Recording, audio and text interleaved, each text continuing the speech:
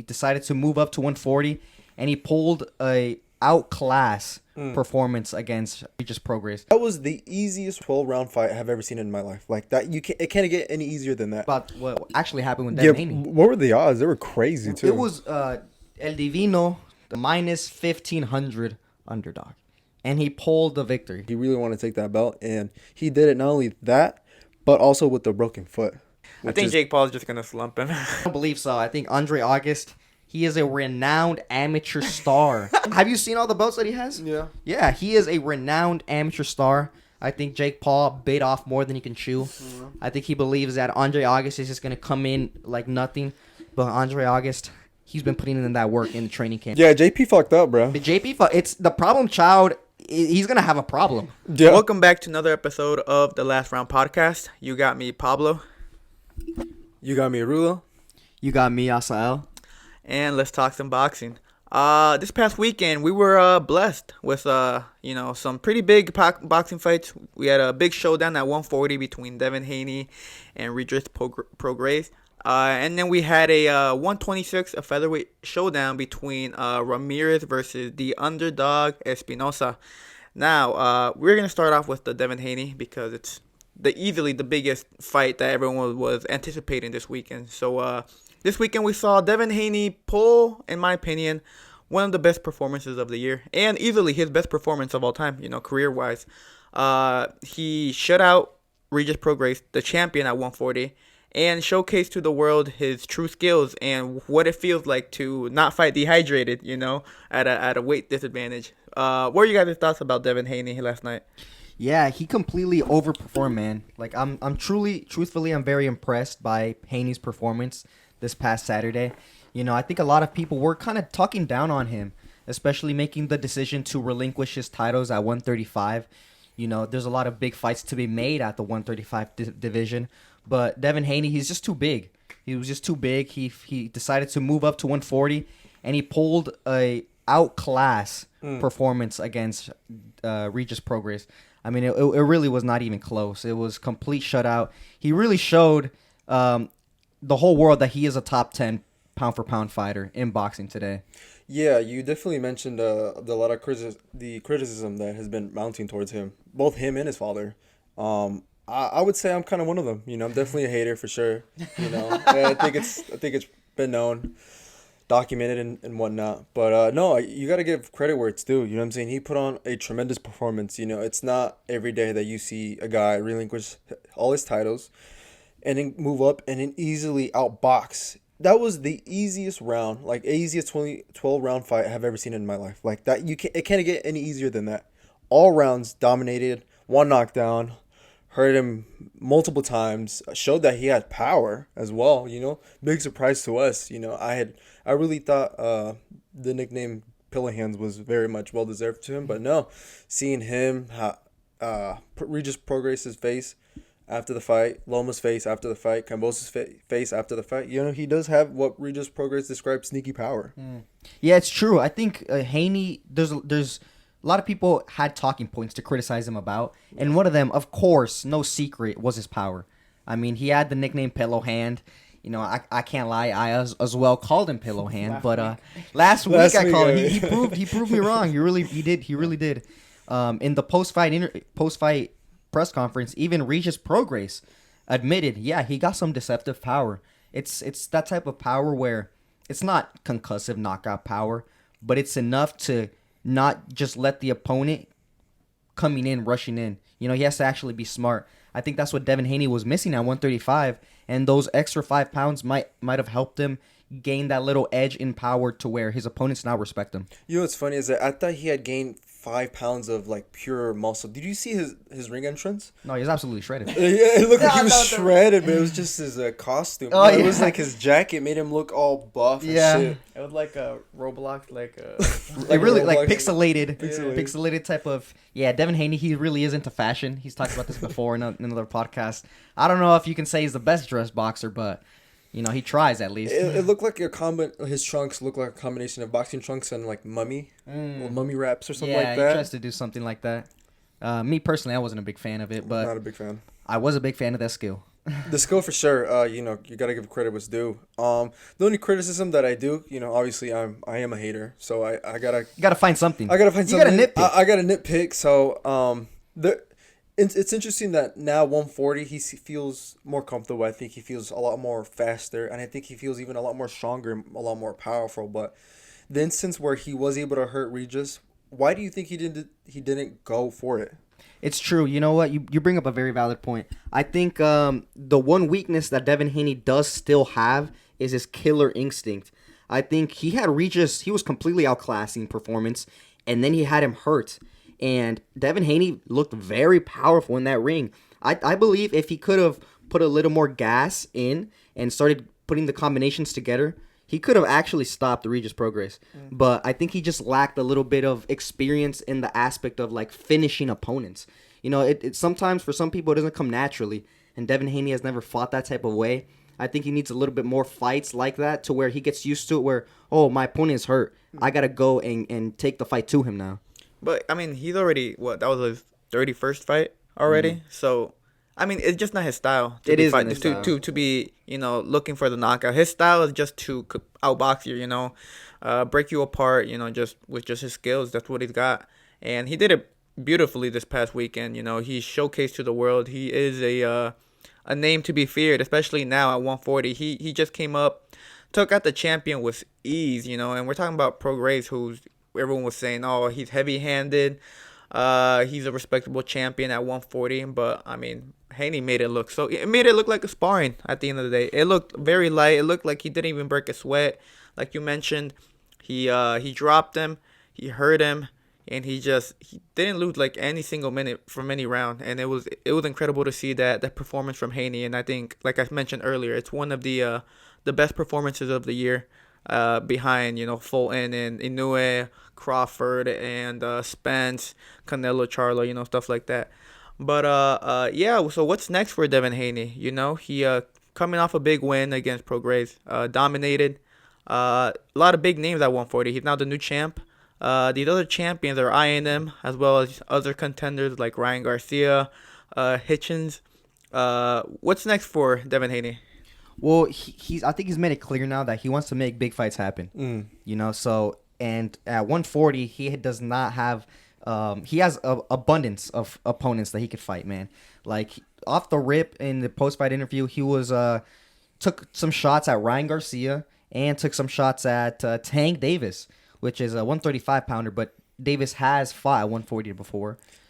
So he took some shot at those, and of course, if he wants to do the same thing he did at 135, which is go undisputed, I mean, we got the easy 3 other champions on the line: Teofimo Lopez, Subriel Matias, and Rolly Romero. So, I mean, he could really fight any of them. Honestly, I would not be mad at any of those big fights. My personal favorite would honestly be the Ryan Garcia, though, because they have that history, man. Yes. 6 times they fought in the amateurs.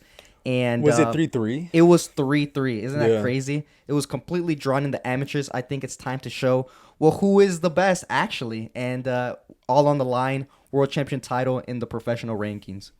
Yeah. Well, I think for me, I would like to see the Tank fight for sure. And, to my surprise, Bill has actually been really calling out for that. Some post-fight interviews that he was doing, he kept saying, Tank, Tank, Tank, you can't keep Tank out of my mouth. It's like, okay, well, we'll see how that goes. I'm not really sure too keen that's really going to happen. That's the next fight to be made. But I don't know. We'll see. I believe Tank is kind of a catch-weight fighter. You know what I'm saying? He's in between 35 and 40. I just think it just depends on the money fight and the opponent. But, yeah, we'll see. But Tank is another fighter who is a pay-per-view star. That fight will easily sell for sure. That's the fight I would like to see. Yeah, like you said, I like to see a Ryan fight, also a Tank fight, but especially for a Tank, I think there's too many variables, because Tank, I mean, when you're fighting Tank, there are like the rehydrating clause, there's a lot of things. He's the A side, and I know Devin Haney for sure is not going to want to take a B side. So there's a lot of, He's done it before. He has done it before, against Kambosos twice. But that was before he was undisputed. That's true. Before he defeated Lomachenko. He got more of an ego now, right? Yeah, he got more ego, and rightfully so, right? He I don't want to say conquered his second division, but he's stampeded He's on his way, yeah. and just became champion in his first fight at that division. So I think there's too much conflict in between Tank and Haney at the moment to make that happen. The Ryan Garcia, I just don't see De La Hoya. I mean, De La Hoya does hate Ryan Garcia. You might want to see him he lose. might just put him in there, you know. For me personally, I would rather like to see Ryan against Rolly. Winner gets the belt, and then once Ryan is the champ, if he wins, yeah, you made it seem so. Yeah. Like once Ryan's a champ. No, if he wins, if he wins against Rolly, we can see a unification between Haney and Ryan. But honestly, my favorite fight would probably be Teofimo. Teofimo against Devin Haney. I think that fight makes sense. It'll be easily a unification fight. I know Teofimo's been eyeing Matias. There's been reports, and Matias himself confirmed it that Teofimo and his team sent him a contract for a fight in February, but they had to turn it down because Matias has swelling up in his two hands. So that fight doesn't seem likely until later on in the spring. Regardless, a fight between Devin Haney and Teofimo for unification at 140, I think would be fireworks. Because not only does Devin Haney bring the skills, but Teofimo brings the flair. And that's such a great mixture of a fight. They're two stylistically compatible with each other. And I think it'd be fireworks for me. It honestly would. I mean, Teofimo Lopez, they've both been at 135 and they never got to fight. But they were both undisputed champions, although some people say Teofimo wasn't undisputed. He wasn't. I'd like to say he is. He was missing a belt, no? He was missing the email belt of Haney. So they're both at 135. They're both champions, and they never got to fight. Now you're at 140. They're both champions once again. I mean, I don't see what's stopping them from fighting. I think a unification fight would be really big for the 140 division. Yeah. I feel like that division is doing really well right now. There's a lot of big fighters that are at that weight. So, yeah, I mean, Teofimo Lopez, sometimes he's one of those fighters where, like, always goes above his opponent. You know what I'm saying? He steps up when the lights are at their brightest. Yeah, so I think if you were to fight Haney, I mean, we'd see probably the best Teofimo Lopez we've ever seen. Yeah, for sure. That fight would be, for sure, fireworks, guaranteed. But I mean, the Haneys, they're smart. They're good businessmen. You know what I'm saying? So they definitely have a lot of options. So they're definitely gonna rest up and then explore those options next year for sure. And then we'll just have to wait and see what they come up. But there's been something that I've been seeing consistently on X, which is a lot of people saying that Haney is on the third, like ranked 3 top 10 pound for pound list.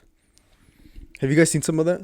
Yeah, a lot of people. Well, I mean, it's to be expected. Yeah, I think a lot of people always kind of jump really quickly to a hype train, and I think a lot of people. Yeah, it was a fantastic performance, man. I don't want to take anything away from Haney. Yeah, he really did. He really proved a lot of people wrong. The criticism, there was a lot of hate going into this fight, and he really brushed it aside. Put what a very world class, spectacular performance. So, hats off there.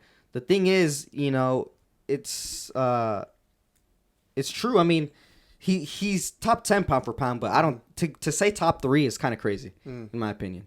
Yeah, the top 3. What I would say, I would say he broke into the top 10 for me. But top 5 would be for me a bit of a reach. Top 3 I think is far out of reach. My top 3 would still remain being Crawford, Usyk, or Crawford, Inoue, and Usyk for me personally, just based on what they've achieved as of recently or throughout their career. Nothing. Regardless, Haney's still 25. Mm-hmm, Just turned 25. He is. You could make the. I think he is probably the one of, if not the most successful young fighter in the world right now, and he still has 10 years of career left. Long time. So I mean, for him to be cracking into the top 5, it could happen next year. It could happen in 2 years. He it's fine for him to be in the top 10. Cracking in. But take some time. He still has enough time in his career to build off and hit those spots. Hit the top 3, top 2, top 1. Stuff like that. But yeah, I don't know. I think people are a little too premature with it. Regardless, it takes nothing away from what Haney displayed on this past weekend. But one thing I did want to touch on was Haney's last fight against Lomachenko. How good is Lomachenko, man? At 35. because he gave Devin Haney the toughest fight of his career. And seeing the difference between his fight against Lomachenko and his fight against Prograis, the way Haney looked, how good is Lomachenko, man? Honestly, do you think the weight affected it? You know, for him to perform the way he performed against Lomachenko, whereas the way he performed against Prograis.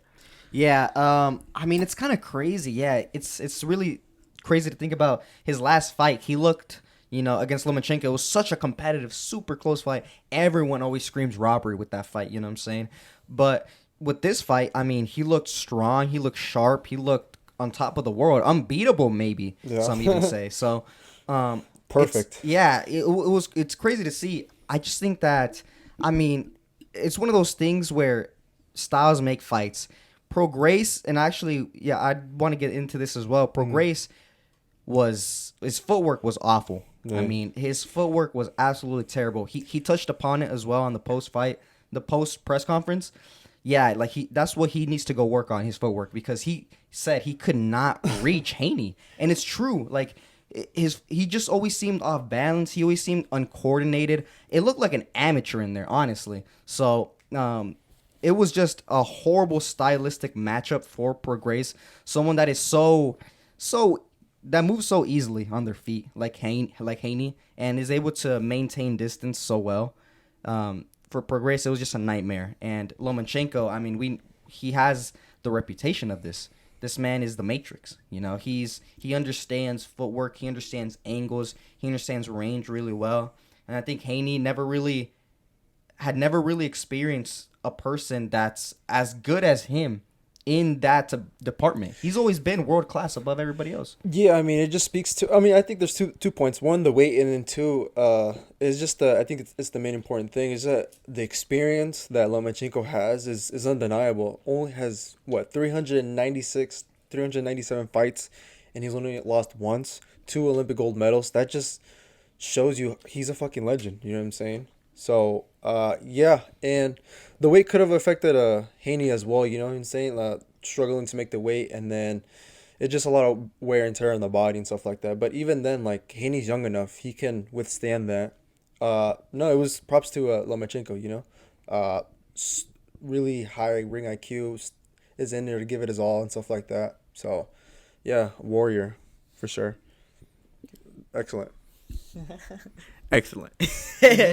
Yeah, so what would you guys think about Regis? What's next for him? He's coming off before this fight against Zorillo, a terrible performance. He got dropped. He didn't look good. People were saying that Zorillo got robbed. In fact, they're saying Prograis was giving, a helping hand. And he came into this fight, really hyping himself up, saying, "Oh, Haney ain't shit. F the Haneys, all y'all crackheads." He was talking a lot of shit, and I mean, all that talk didn't translate into the ring. So what's next for him? He's 34. He's up at that age in a fighter's career where you got to start making some decisions. What's next for him though? Yeah, I mean, he made it clear in the post-fight press conference. He said he wants to become a three-time world champion. When he got the belt back, and then he defended against Rio, that was his second time. Yeah. And obviously he got it taken away tonight. So he's saying, I want to go for that 3-time. I think it's that's my next goal. But he threw a curveball, and he said, after I achieve the 3-time world champion, I want to go into MMA. Shut up. No, he didn't. I swear to God, he did. He got beat so bad by Devin Haney. Devin Haney made him want to switch combat sports. Oh, my God. Isn't that crazy? Maybe Haney does have power, man. Damn, dude. Yeah. So, I mean, I don't know what's going on in his mind, man. I think, he wants to become a 3-time. We'll see how that goes. There is still some chance for him if he's able to get to Rolly quick enough. But if he's not, I'm guessing he's gonna go fight MMA. He's 34 years old. That's something to take into consideration. He's not a young fighter, and he wants to learn a bunch of other martial art disciplines like wrestling and clinching and kicking and all this other stuff. I don't know if he's gonna be able to do that at the ripe old age of 34. Hey, are we sure he didn't get checked out by the medics after the fight? Yeah, he might have had a concussion or something. I don't know. Yeah, he was. The major curveball. It caught me by surprise, but to the max, yeah. Yeah, I just think he needs to rest and just think about it. And yeah, we'll just see because that is wild. I had no idea. Yeah, so his future is maybe in 3 years he might not even be a boxer anymore. Yeah, so Yeah, we'll just see how that goes. I mean, he had to take the long road to become a two-time. So now he's had to do it again. It's going to be another long road as well. And I think even a more difficult one this time. Yeah. well, I mean, maybe not if he's able to get to Rolly quick. If Rolly wants it. Yeah, if he's able to get to Rolly quick, then he can. Well, yeah, if I doubt it. Yeah, I doubt it. doubt it too, but- Ryan Garcia's eyeing I doubt Rolly. it You too, know, but it could be he's possible. eyeing. He's eyeing. You know, no, that's Ryan Garcia's man. You know, that's Ryan Garcia's man. So yeah, Prograis had a very disappointing night. You know, he didn't look the best, and he just got completely outclassed and outskilled on the night. Now, people were saying how Prograis. Well, people are now starting to try to deflect, right? They're saying, oh, like Haney fought a old Prograis, this Prograis, yada yada. Does the way that he was coming off a bad performance, does that affect is that an actual realistic or relevant factor to try to like downplay Devin Haney's performance on the night? Yeah, people try, and it's human nature. People try to downplay everyone's performance if they look unbeatable. The thing is, I understand where they're coming from. I mean, Prograis definitely didn't look like a world-class fighter in that ring. He looked like an amateur. Like, he was super imbalanced. He was stepping over himself. His footwork was absolutely in the mud. He looked like he was literally in quicksand or something, sinking. He could not get his feet under him. But I just think it was just a stylistic matchup between Devin Haney. Like, Prograis, he just wasn't... I don't think he thought that Haney... I don't know what he thought, actually. Because... If you get into a fight with Haney, you should know that you're going to be in a boxing match with some guy who knows how to move extremely well. So that's what you should have been working on in training camp. It looks like he wasn't working on that in training camp. I don't know what he was doing in training camp, but it looked like he was completely unprepared for Haney's style, Haney's movement, Haney's jab. It looked like he just didn't know. He didn't have any answer. It looked like he didn't look at any tape at all. Any tape? No, nothing. Whatsoever. So, yeah, no, I think that's also partly due to him thinking that he was going to run right through him, to be honest. I think it was just like the ego, the overconfidence that he just thought that this kid ain't going to do nothing to me. I think that's what it was. Well, I know for sure that we're going to see Regis Prograis in one of those when trash talking goes wrong videos. Definitely. There's gonna be like a 20-minute compilation of not only Regis but his strength and conditioning coach absolutely yapping. God, They were talking a lot of shit in the build-up. I know, that's what I'm saying. That's why. And for Regis to perform like that is crazy. It was bad. Yeah, it was very bad. But to touch upon one of the points that you mentioned earlier, the 140 is now a very stacked division. You got your champions, Teofimo Lopez, Devin Haney, Subriel Matias, Goat Rolly. But you also got, Arnold Barbosa. You got Hitchens. You got Gary Russell up there at the 140s. Lindolfo, Elvis Rodriguez. A bunch of 140 fights. Fighters who I know for a fact are very young. Many are very young and want to get an opportunity at the belt, which means that a lot of big fights can happen at 140. It is now becoming one of the most stacked divisions in boxing, which is really good to see because a lot of these divisions, that were stacked, fights weren't happening. For example, 135. So to see other divisions, starting to stack up and fighters, I guess, in my eyes, being more inclined to take the risk, I think it's a good thing for boxing, seeing some of these big fights that could potentially happen in 2024. Yeah, definitely. I mean, for some reason, I think the 140 is kind of taken from like the 147 and also taken from the 135. I feel like it's been overshadowed a lot. I feel like usually they go up to 147 because that's where all the big fights are. 147 has a long history in boxing as being the best division ever. Besides maybe the only ones I can compete with are the heavyweights. And then 135 as well. I think recently, these past couple of years, just amazing talent in the 135 division. So I feel 140 was kind of overlooked. 140 was kind of put to the side. But now some people are coming up from 135. People are dropping weight to 147. And it just looks like it's stacked divisions. Like there's great fights to be made every day. You can come up with a new dream matchup. So I'm really happy with the 140 division. It's really starting to become one of my favorites.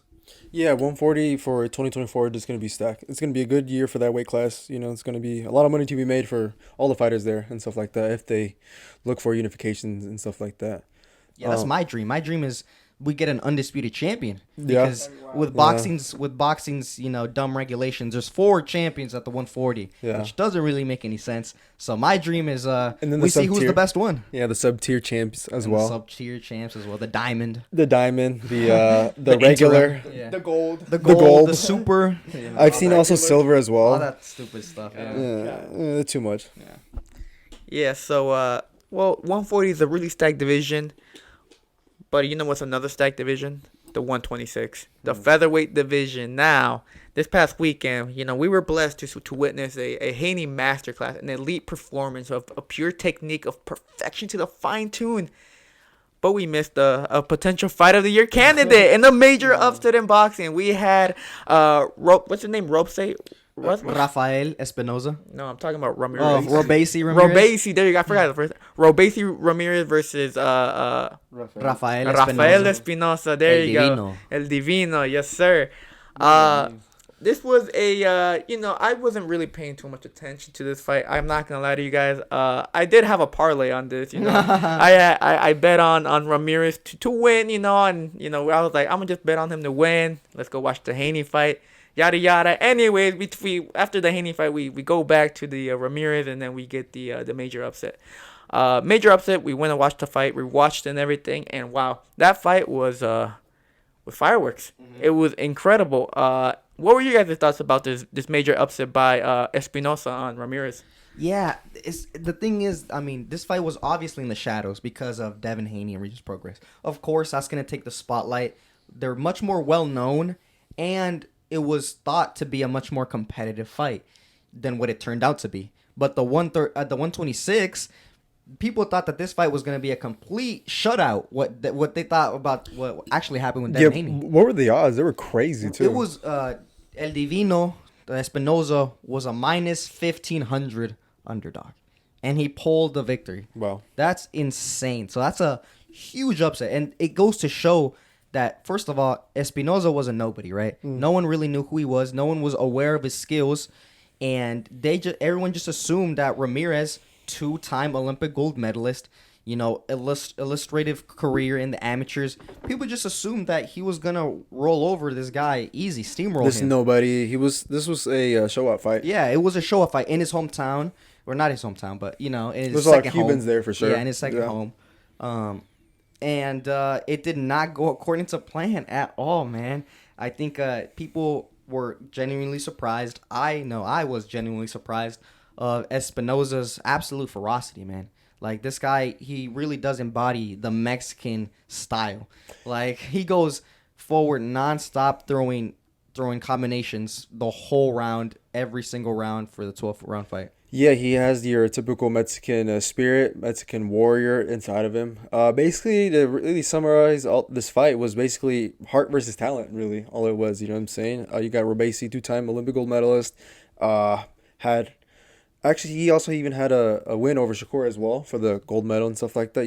Impressive amateur career, amazing experience and whatnot. Heavy-handed in both hands and stuff like that. They call him Choo Choo the Train for a reason. And no, Rafael showed that, he comes there to fight. He gives it his all, even though there was no one there really tuning in or no one was really banking on him to win. And yeah, he showed that he really wanted to be there. He really wanted to take that belt. And he did it not only that, but also with the broken foot, which is another impressive thing as well.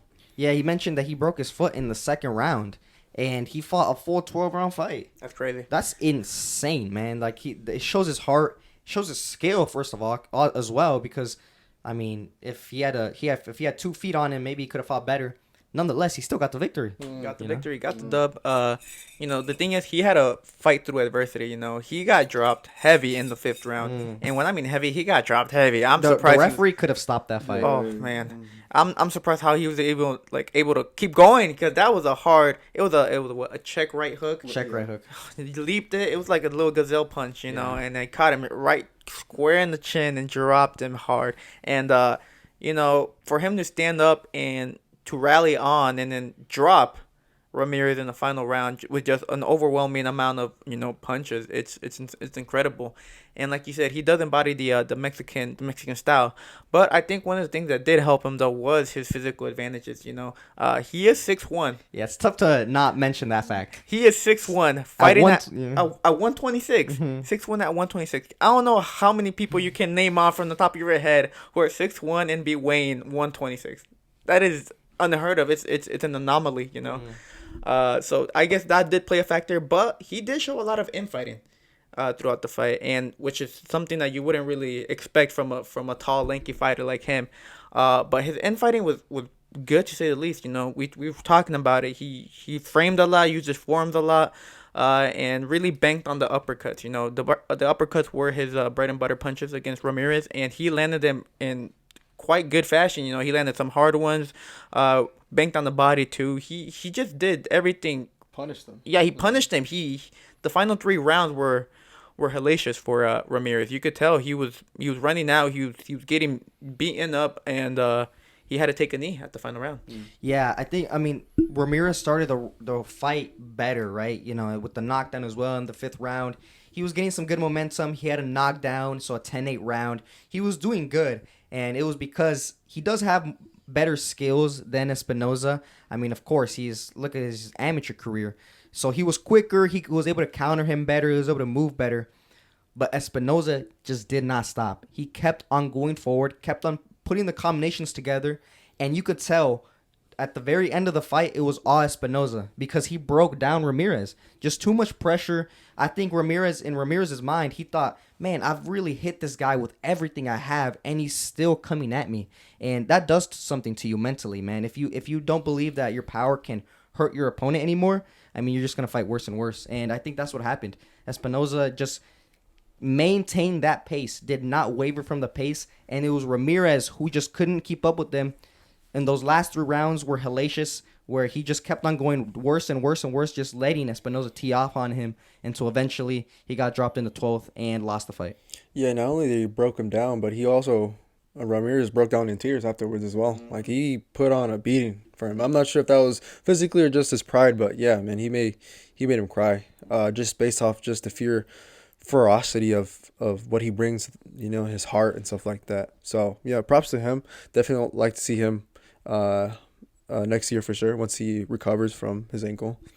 Yeah, so the Mexicans rule the 126-pound division. Yeah. And is it really a surprise? I mean, Mexicans are generally very, very short. So they always rule those lower weight classes.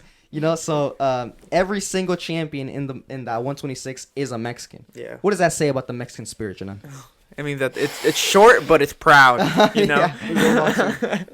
mean, yeah, you got of course El Venado Lopez, you got Ray Vargas, and now you got Espinoza there. 3 Mexican champs out of the 4. The last one is vacated right now. There's a mandatory, so it won't be all Mexicans, But for the meantime, yes, 3 Mexicans rule the division at 126. And you know what? As a Mexican ourselves, it's pretty awesome to see, the Mexicans, dominating the division like that. So I mean, like you mentioned, Espinoza does bring something to the table, and I want to see him fight against some of these other fighters. Like, imagine a fight between Ray Vargas and Espinoza. Two tall Mexicans going at it at 126. Yeah. Too lanky. It'd be fun to see Venal, who's like 5'3" or 5'4". Yeah, he's like 5'4", I think. Yeah, and then fighting against 6'1". That'd be crazy. It's insane. I don't even think Lopez would be able to reach him, bro. I don't know. Yeah, I don't know. It'd be very intriguing. It's an intriguing matchup to see. So interesting. Yeah, so there's a lot of possibilities now at 126, and 126 overall has always been one of the most exciting divisions in boxing. There's always been a lot of talent there. So now that we got a new champion, I know other fighters are gonna, they see him. They might see a lot of holes in his game, so they might be trying to chirp in and try to get a shot at Espinoza. Once he heals up and is ready to go to war again. But yes, big major upset at 126, and one that no one expected, even me. Because he made me lose my bet over the weekend. So. Someone else who had a terrible spread was the guy known as Ray Jackson. Oh, yeah. Did you guys see his spread? Let me pull that up real quick. Man, that boy is he's I think he might have like he said it himself, he might have CTE from that Crawford fight. He hasn't recovered from He that. hasn't recovered yet. Since July. So he had 7 bets and he lost all of them. Like all of them. He had Robesi winning by KO, TKO. Montana Love versus Liam Pyro going the distance. Got knocked out. Andy Cruz winning by points. Andy Cruz got the KO. Got the KO. Bruce Carrington winning by points or a decision. He won by a KO. KO. Bridges, the bronze bomber. The blonde bomber. The blonde bomber. She got outclassed every single round. Had him going the decision on points, winning. So he lost on that one. Jahir Tucker. I think that was a draw. That was a draw. Yeah, that was a draw. And then the Regis Prograis to win by in between round 9 or 12. Shut out 12-0. Yeah, so, wow. You know, that's what happens with boxing, man. You know, we think we're the professionals, but at the end of the day, boxing really is unpredictable. It's such a humbling sport, That's why it's so beautiful, man, because you could think... you could think that this fighter is going to win because of his resume. You could think because of all the accomplishments, his accolades that he's done. But, you know, the Ramirez and the Espinoza fight showed you could be a nobody and not have any amateur experience compared to Ramirez, and you could still beat him. So boxing is amazing for that reason. You never know what's going to happen. Yeah, you never know. And not only that, but also the one that I'm thinking about right off the top of my head is Tyson Fury and Francis Ngannou as well. He humbled the Gypsy King. Every single boxing expert on earth, even every single MMA expert, they would even agree that Tyson Fury was going to box his head off. Yeah. But bam, just like that, Francis Ngannou damn near pulled the victory. Almost. Yeah. Almost. So that's why I love boxing, man. Yeah. Yeah, how can you not love the sport? But one last thing I think we got to touch on is very briefly though, 130 pounds. We had Mark Magsayo, who was going up from 126 to 130. If you don't know Mark Magsayo, he was a former champion at 122. He went up to 126, lost against Brandon Figueroa, lost against Ray Vargas, and then went off and lost against Brandon Figueroa. So he was on a two loss streak, he's also an elite fighter as well. Mm-hmm. Anyways, he fought this past weekend as well, completely overshadowed by not just Ramirez and Espinoza, but just the Devin Haney and Prograis. But he fought on the little card, but he pulled off what could be a contender for a knockout of the year. Absolutely dismantled, not only dismantled, he just obliterated him. He knocked him out cold. If you were to see the knockout, it was brutal. Clearly one of the fight of the or knockout of the year contenders in my opinion. Yeah, Mark Magsayo has power, man. He has power, and have you seen his calves? That's where the power comes from. That is where the power comes from. For some reason, those Filipinos. Those Filipinos got calves out of nowhere with Manny Pacquiao, man. Manny Pacquiao calves. Yeah. The juice, man. Hey. I'm kidding. Allegedly. I would never take the Pac slander. But Mark Magsayo, he did what he had to do. I think if he would have gone like a 12 decision, boring fight, no one would have really been talking about him because we had two very amazing fights of boxing. Yeah. But because he pulled off such a spectacular knockout of the year candidate, he's also in the news. He's getting a little bit of spotlight, and I like it. He was a good fighter at 126. He does have some holes. Ray Vargas easily outboxed him, and then Figueroa kind of just outdogged him a little bit. But it's nice to see that he isn't wavering. He's still going at it, going up a new weight class. He gets a spectacular KO. His fans are back. Maybe even some new people want to tune into his next fight. I think it's great for him, man. I think he needed that. I think it helps with his confidence overall. But most importantly, do you see who he knocked out? He knocked out El Canelito. Yeah. He basically knocked out Canelo little brother, bro. That's what people were saying just because he's a redhead. Bro, did you see it? I like the way he styled his hair. He kind of did look like a Canelo for sure. But no, it was Isaac Avelar. Was he Mexican? Like Mexican, yeah. Really? He did not look Mexican, I'm going to be honest. But yeah, redhead, yeah. Yeah, so, props to him. Much well-deserved. I think after a 2-fight losing streak against elite guys, I mean, this is a good way to kind of come back. Yeah, he needed a break. So I'm interested to see how that, what he decides to do next. He tested the waters at 130. That power seems to have transferred very nicely with no problem. So I'm interested to see who he could match up against. Yeah, I mean, yeah, the champions are still ever changing. I mean, we recently got a new champion, Lamont Roach, in the mix as well. Navarrete, I think he's planning on unifying. That's in his future. So, I mean, there's a lot of plays at 135, or at 130. At 130, a lot of play at 130. And Mark Magsayo, throw that name in there. He's a big name. He's a fighter that can make some noise. So, I'm happy, yeah. It's a good addition to the 130 It really is. division. Is there anything else you guys want to talk about? No. No? I think we got all. The predictions for this Saturday. Oh, yeah. Oh, yeah. How could we forget? We got Bam and Sonny Edwards. Yeah, Bam Rodriguez, Bam, and against Sonny Edwards. Too. Also, Jake Paul, no? On Jake Friday? Paul, Oh, August. man, how we Let's forgetting go. this? How do we forget this, man? Oh, and then we forgot the KSI and Speed, man. How could we forget that? man. Anyway, okay, let's give some quick So we predictions. got some quick predictions. First going off, on. let's start with Bam and Rodriguez and Sonny Edwards. I personally think it's going to be a Bam Rodriguez decision. I think he's gonna take the win. It's gonna be tough because Sonny Edwards is a very slick boxer, and he's very unorthodox as well. So it's interesting to see how Bam's gonna be able to neutralize what Sonny Edwards brings, which is not power but just skills. Yeah, skill, finesse. Sonny Edwards ticks those boxes easily. Slick. Yeah. He's one of those fighters that can move very well. But I think Bam. I also think Bam as well. I've been very impressed by his movement. I've been very impressed by his power, by his punch decision, which punch he throws. Oh my gosh, he really is a very technically good fighter. Technically sound. I think that he will get the victory. I think it will be a decision though. I think so too. I think Bam. I'm leaning more towards Bam. Being a little biased, but for sure I think Bam might get it. But I think I might be a little bit tough. I think I might be even ugly a little bit. Just Sonny Edwards' style is not very fan friendly favorite for sure. Not well for the casuals, but also it's really hard to hit a guy that's always on the move, who's always very slick, who's always in and out.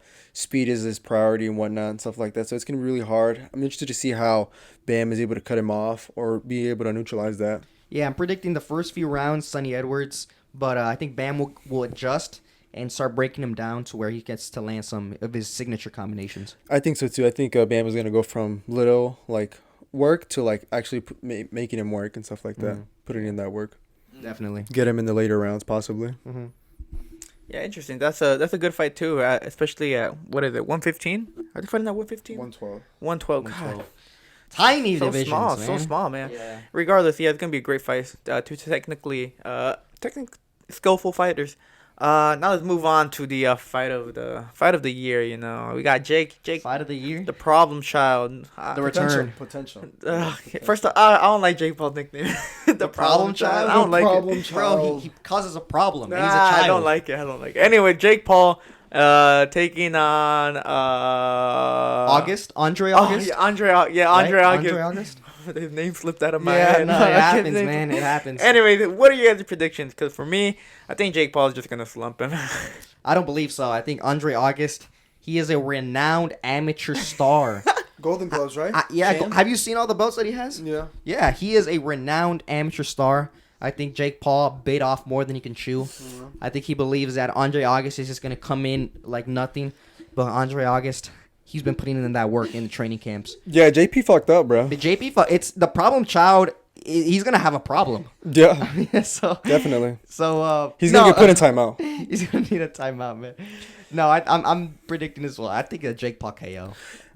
I think yeah. Yeah, I think it's a nice fight. I think it's a nice level It is a nice up fight though. Yeah. for Jake. I'm kind of interested to see how he does. Just sort of against a guy who has a winning streak. Although there are some things here and there that you can nitpick at. But I think it's a good opponent for Jake to see. If he deserves to continue to be calling the shots. We go back to the negotiations with him and KSI. Have you seen the interaction between them two? They're always back and forth. Always back and forth. It's never serious. They're always just talking. Oh, the fight's gonna happen someday. Okay, well, we've heard that like the past weight 4 changes years. and stuff like that. So yeah, I'm interested to see. If he performs really well, then props to him. I would like to see that fight. But if he doesn't, then I don't think I want to see a KSI versus Jake Paul fight. Yeah, but my prediction is, I think Jake should win though, for sure. I'm betting my money on Jake. Yeah, how big is August? Is he Is he the same weight? Is he a cruiserweight? Bro, he's like 6'9", 270 pounds. What is He's that, dropping. Tyson Fury? He's Tyson Fury. For real? I don't know. Yeah, I don't know. I'm not even because you know Jake loves those smaller opponents, man. Yeah. That's Jake loves smaller opponents in boxing, man. He has, he definitely has a type. The inactive fighters as well. He loves inactivity, old, and smaller fighters in his opponents at boxing. Mm. So I don't know how big Andre is. Regardless, he's old. He takes off like two of them. He is old, yeah. He takes off two of the three. But I personally think this fight's gonna be a little sloppy. A little, so? yeah, a little ugly. Because I mean, first off, we gotta understand whether or not August is gonna come out, ready to fight, or just scared because of the like a deer looking at headlights. It's a little like shook through the occasion, right? He did easily the biggest fight of his career. The biggest paycheck of his career. So I want to see how he reacts. But personally, I don't think he's gonna. I don't think I think he's gonna be a little taken back from the moment, and I feel it's gonna be a little sloppy in the ring. A lot of hugging, a lot of clinching. Cause that's typically all Jake Paul really. That's most of his fights go that way. It's a lot of hugging, a lot of. It's not pretty. So I mean, I'm predicting I'm predicting Jake Paul to win by knockout, but it's gonna be a little ugly. Yeah, I mean, he's still an amateur. He still doesn't know exactly how to set up his punches. He still gets nervous, which is all standard. It should happen. Yeah. It's good that happens. That's He's a novice fighter. Yeah. Fighter. Well, yeah, he's only 8 fights in. Like, it's gonna happen to him. I think, yeah, it's gonna be sloppy. It's not gonna. I don't think people are expecting like a professional fight, like or, something crazy like that. But I think it is good experience for him. I think he needs fights like this. And if he's able to get past him, I think it's just gonna keep on building on the experience side, as where if he ever does fight KSI, he's gonna beat him. Yeah, I mean, I've always kind of been a huge criticizer of Jake Paul, but to be honest, like he has the power for sure, most definitely. All he has to do is just kind of focus more on just like the boxing and stuff like that. Sort of develop a style and just kind of stick with it. Right now, it's almost as though he realizes now that he has power, so he really banks a lot on that. And if it doesn't, then he just kind of smothers himself, and then there's a lot of clinching and stuff like that. But if he's able to find a way to around that stuff, then I think he could definitely see a new Jake Paul, a better Jake Paul. Yeah, I think so. I think he'll pull the victory. Definitely. Yeah. Well, those are our predictions for Bam Rodriguez, Sonny Edwards, and Jake Paul versus Andre August. Let us know what you guys think. Who wins this next weekend, especially Jake Paul? Do you think the problem child takes it home, or do you think August is going to pull off the biggest upset since Andy Ruiz versus Anthony Joshua? Let us know also what you guys think of Devin Haney. Is he actually a top 3 pound for pound? Who do you want to see him fight next? Any thoughts about the Espinoza upset? As Ramirez washed up now. Just kidding. Yes. Yes. But yeah, don't forget to subscribe, comment down below. We have our our links to our other social media apps. We're on TikTok, we're on Instagram, we're on X. We also have a Discord. Go join us there. Let's talk some boxing. And so this was Pablo. This was Rula. This was Asael. And this was the Last Round Podcast. Thank you.